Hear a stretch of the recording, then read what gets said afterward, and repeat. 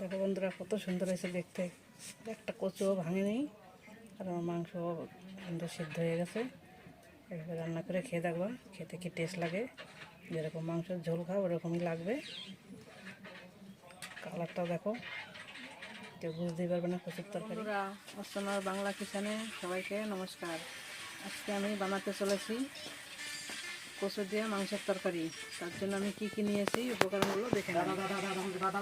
এখানে আমি মান কচু কেটে একটু ভাপ দিয়ে নিয়েছি। এখানে আমি মাংস নিয়ে নিয়েছি।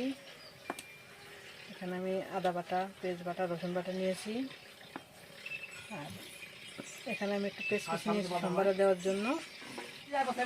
এখানে আমি 1 চামচ লঙ্কার গুঁড়ো, 1 চামচ হলুদ গুঁড়ো নিয়েছি। সব আমি একসঙ্গে মিশিয়ে নেব। কড়াই মিশিয়ে দিয়েছিলাম, কড়াইটা গরম হয়ে গেছে। তেল দিয়ে দিচ্ছি। কচুটা ভেজে নেব, আলু ব্যবহার করছি না। আলুর জায়গায় আমি কচু দিয়ে দিচ্ছি তরকারিতে। তেল হয়ে গেছে, আমি এখন এটা কচুটা ভেজে নেব।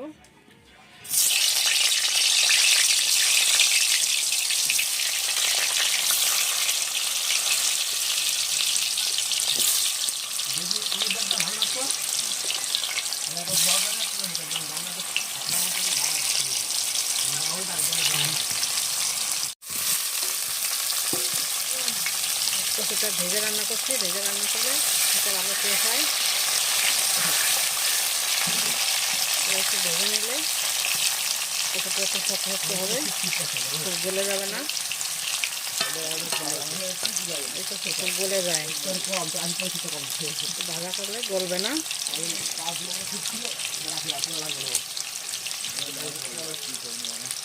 নাড়াচাড়া করে ভেজে নেব। আপনারা দেখতে থাকেন কীভাবে করছি। আমি এখন নাড়াচাড়া করে দিয়ে উল্টিয়ে দেবো।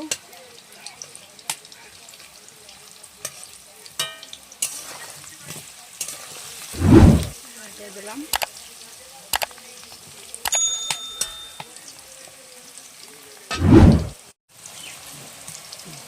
নাড়িয়ে চাড়িয়ে কচুটা একটু ভেজে নিয়েছি। কচুটা আমি তুলে নেব, খুব কড়া করে ভাজবো না। কালারটা সুন্দর থাকবে, একটু ভাজলে কালারটা নষ্ট হয়ে যাবে। দেখো কত সুন্দর ভেজে নিয়েছি। এখন আমি একটু জিরা সম্বাদ দেবো। কচুর তরকারি থেকে জিরা দিলে ভালো লাগে।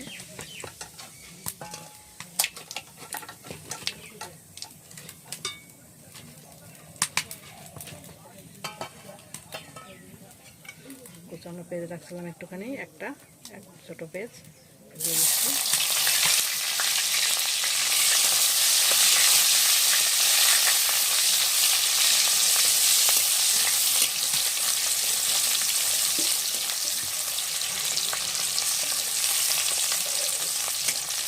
নাড়াচাড়া করে ভেজে নেব,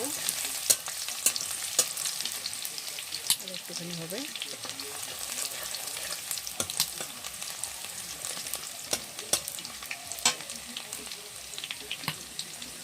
এখানে আমি আদা বাটা, রসুন বাটা, একটুখানি পেঁয়াজ বেটে নিয়েছি। এর মধ্যে আমি গুঁড়ো মশলা দিয়ে দেবো।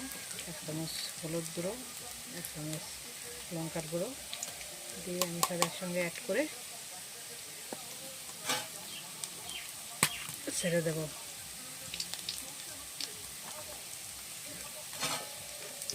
দিয়ে দিচ্ছি।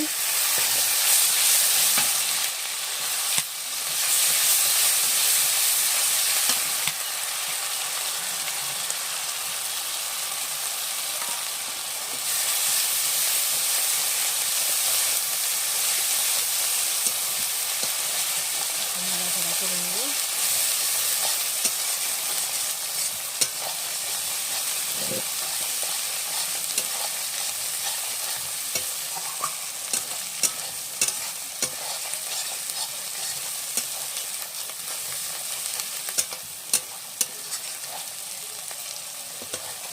মশলা যত নাড়াচাড়া করবে তত মশলা রেডিটা ভালো হবে।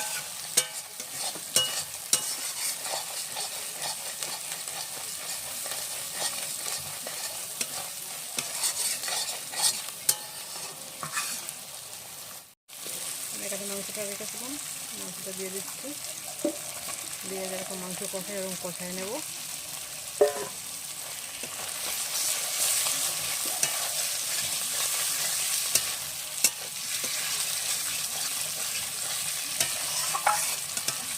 তারপরে কষিয়ে নেবো গরম করে। আমি একটু লবণ দিয়ে দেবো।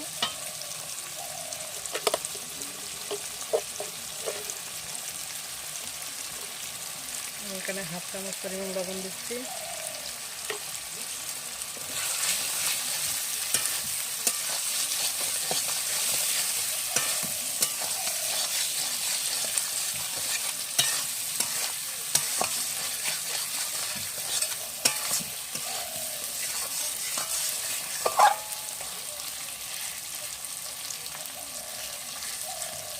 যার যেরকম মাংস থাকবে সে সেরকম লবণ ব্যবহার করবে।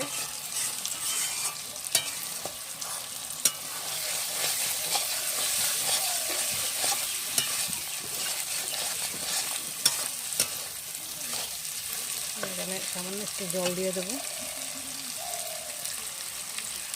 জল দিয়ে ভালো করে মাংসটাকে সিদ্ধ করে নেবো। নাড়িয়ে চাড়িয়ে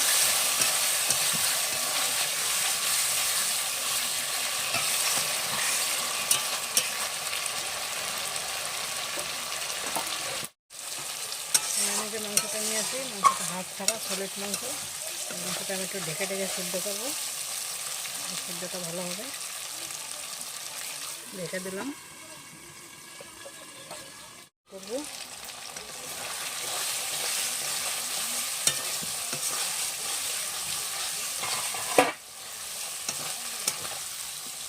এখানে কচুটা দিয়ে দিচ্ছি।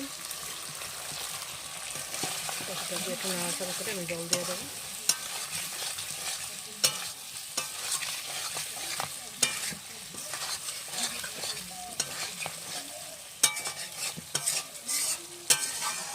চিংড়ি মাছ দিয়ে কচু রান্না করে খেয়েছো, মাংস দিয়ে রান্না করে খেয়ে দেখো কীরকম স্বাদ হয়। একটু জল দিয়ে দিচ্ছি, আমি গরম জল তুলে রাখছিলাম, জল দিয়ে দিলাম, আবার ঢেকে দেবো।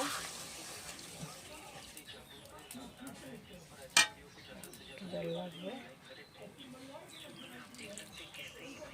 ঢেকে দিয়ে আমি একটু সিদ্ধ করে নেবো ভালো করে সলিড মাংস। ঢেকে দিলাম, দেখেন এটা খুলে নিচ্ছি। এখন তরকারি হয়ে গেছে।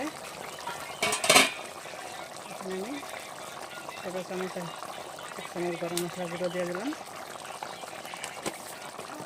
নাড়াচাড়া করে দেবো। কত সুন্দর হয়েছে। এটা আমি একটুখানি ধনে পাতা কুচিয়ে রেখেছিলাম, এটা দিয়ে দেবো। কচু দিয়েছি, ধনে পাতা দিলে ভালো হবে। ধনে পাতাটা দিয়ে নাড়াচাড়া করে নামিয়ে দেবো। কত সুন্দর হয়েছে দেখতে। বানিয়ে খেয়ে দেখবা। নামিয়ে দিচ্ছি।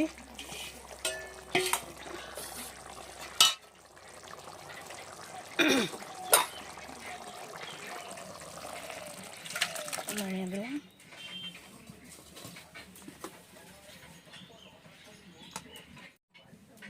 দেখো বন্ধুরা কত সুন্দর হয়েছে দেখতে। একটা কচুও ভাঙেনি, আর আমার মাংস সুন্দর সিদ্ধ হয়ে গেছে। এভাবে রান্না করে খেয়ে দেখবা, খেতে কি টেস্ট লাগে। যেরকম মাংসের ঝোল খাও ওরকমই লাগবে। কালারটা দেখো, কেউ বুঝতেই পারবে না কচুর তরকারি। দেখো আমার কচু সব আস্তে আস্তে কচু রয়েছে। যেমন কচু দিয়েছি, একটু ভেজে দিলে কচু ভাঙে না, আর ভাত দিয়ে কচু ছেড়ে দিলে সেই কচুটা ভেঙে যায়। একটু ভেজে দেওয়া দেখো। আর ভাপানোর সময় খুব ভাপাবা না, একটুখানি গরম জলে দিয়ে একটু ফোট আসলেই নামিয়ে দেবা কচুটা। দেখো তরকারি দেখো। আমার এই রেসিপিটি ভালো লাগলে লাইক করবেন, শেয়ার করবেন, কমেন্ট করবেন। এরকম নতুন নতুন রেসিপি পেতে হলে আমার চ্যানেলটি সাবস্ক্রাইব করে পাশে থাকা বেল আইকনটি বাজিয়ে দেবেন।